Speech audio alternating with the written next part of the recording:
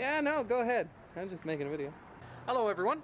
So I was messing with this guy today, and in fixing the hair for a more H1 accurate style, I wanted to make a video on him.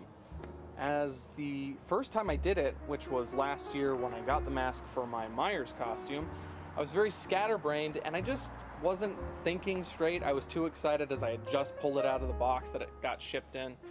And yeah. But having the mask for a year now and messing with it, fixing the hair every so often, displaying it with my other horror memorabilia, I felt that, one, the lighting is perfect today, and two, I was just in the mood. And I've been in a sort of Myers mood since seeing the new movie and loving it. Yes, I'm one of those people who thought that it was absolutely fantastic. I've been hearing such strange mixed opinions. I've had classic fans tell me that it was terrible, others telling me it was fantastic.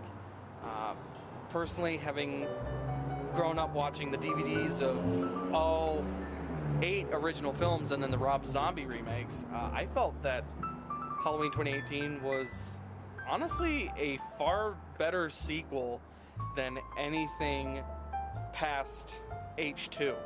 I love H2, I'm sad that H2 is no longer canon, but in the grand scheme of things, as I said in my previous video with John, and our thoughts about Halloween 2018 before seeing it, it opens up far better avenues of storytelling. But enough about that, I'll talk about that later. Right now we're talking about this guy. So last year I bought this bad boy from this eBay seller. His name should be appearing at the bottom of the screen. Now I don't know if he's still repainting and selling these.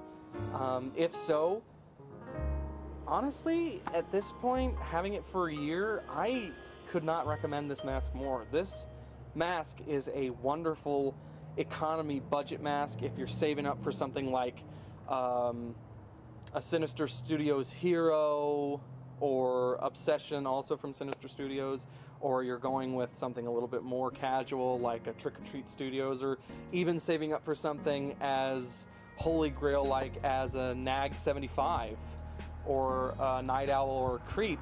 This one is a good starting off point, in my opinion. The mold is pretty good for just your basic Myers mask. Now the seller did not make these molds. These were previously made Myers masks. All he did was redo the hair and paint applications. I got a weathered version, as he sold two. He sold a weathered version and he sold a clean white version. Honestly, I liked the white version, but the weathered version, which almost has an H2 feel to it, just grabbed me a lot more, because there's something about a weathered Myers mask that just tickles my fancy to no end. So as I said, I was redoing the hair to give it more of an H1 style. You've got the 3 horns here, and a little tuft of hair here, which I feel I might need to fix. And then this top section has usually been giving me a lot of trouble. I've been keeping it in this sort of standard 75 Kirk swoop instead of putting it up at the sort of slick back style, almost like that. It looks better, in all honesty. It really does, and it gives a more H1 feel to it, but for some strange reason, my mind has just been saying that this is just a fair bit more aesthetically pleasing to me. Wearing it is probably one of the comfiest masks I have ever worn, and I own a lot of masks, and I've owned a few Myers masks in my life, but this one is perhaps the most comfortable, as the seller put a foam, I don't want to say plate, but he put a foam square that starts just at about the hairline and runs to the very back of the head. And having that sit on top gives it not only a more comfortable wear, but it also, as you can see on the mannequin, sort of pushes the eyes and the rest of the face away from the mask, giving it more inset features. So your eyes, especially in low light situations, just disappear, giving it that blackest eyes feeling, and I love it so much. One of the only downsides is that if you have a big head, you might have some trouble fitting in, as this does not have a normal mask slit. It is a sealed slit and is only molded in there. So it kind of just slides onto your head.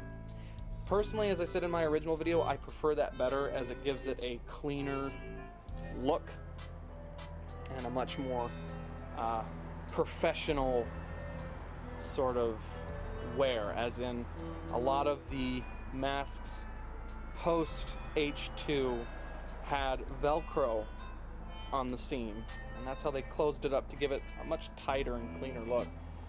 So that's just my opinion. If you want an open seam, the seller has, I don't know if he's still selling these, so I'm just going to talk in the past tense. The seller had no problem with you altering the mask in the way you wanted. He actually said that in the letter that he shipped out with all of these. I was going to bring it out, but I can't find it.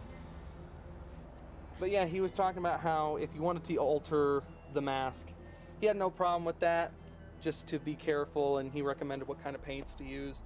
The only alteration I did on this entire mask was the pinhole, or the H1 wound, after Laurie stabbed Michael in the neck with the knitting needle. This was the same color as the rest of the mask, even had a bit of the weathered dirt effect in there, but I wanted to add the blood to make it just a hair more screen accurate. And originally the blood was just supposed to sit in this area, but the paint sort of spilled out, and I kind of like that more. It's starting to chip off in places, so I think I'm going to need to fix that within the upcoming months, or leave it. Gives it more of an accurate, or not accurate, gives it more of a realistic feel, as if the coagulated blood's just starting to chip away from Michael handling the mask so much. So as I said before, he offered two versions, a weathered version and a clean version. As you can see, I went with the weathered, as I said. That's just a little bit more aesthetically pleasing to me. I really enjoy the fact that he went so far as to weather where the glue should have been for the sideburns on the Shatner. I love the black around the eyelids, as, again, in low light situations, it really helps darken everything up. The detail work on the cheeks to really bring out the cheekbones, or as some people have called them, the jowls, is really great. And it really just gives it that H1, H2 feel. I even like the fact that he weathered the ears. One place that not a lot of people go for, but I like it.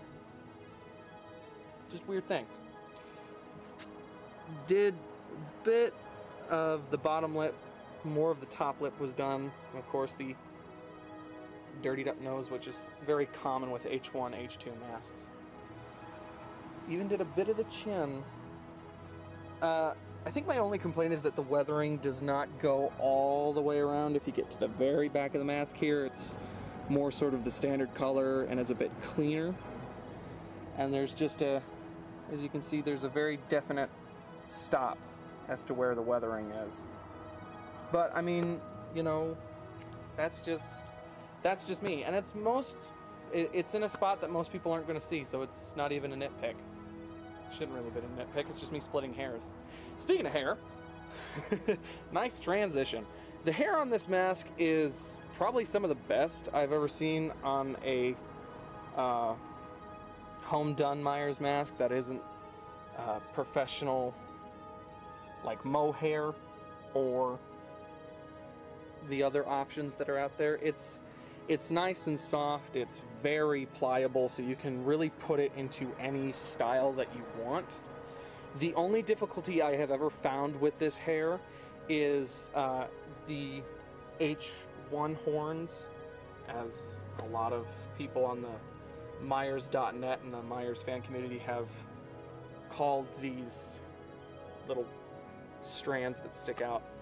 With this kind of hair, doing the horns is a bit of a pain, as you really got to manipulate the strands just right. You got to twist them up and really force them to hold their shape, because otherwise they're just going to want to jut out and stay there or fade back into the rest of the fold of the mask.